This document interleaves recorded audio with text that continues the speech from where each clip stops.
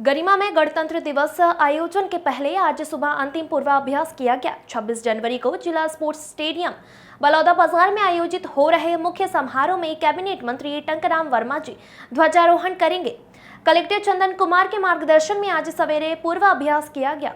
पूर्वाभ्यास के दौरान मिनट टू मिनट कार्यक्रम के अनुसार बतौर मुख्य अतिथि बलौदा बाजार एसडीएम रोमा श्रीवास्तव का मंच पर आगमन, परेड निरीक्षण, ध्वजारोहण का अभ्यास, मुख्यमंत्री के संदेश का वाचन, प्लाटूनों द्वारा मार्च पास्ट, हर्ष फायर, प्लाटून कमांड ड्रोन से परिचय, खुले आसमान में रंग बिरंगे गुब्बारे छोड़ना, सांस्कृतिक कार्यक्रम, झांकी प्रदर्शन, पुरस्कार वितरण, फोटो सेशन सहित संपूर्ण आयोजन का पुनर्अभ्यास किया गया।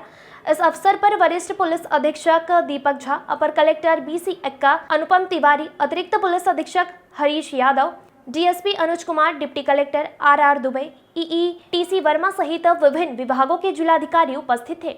Bureau report.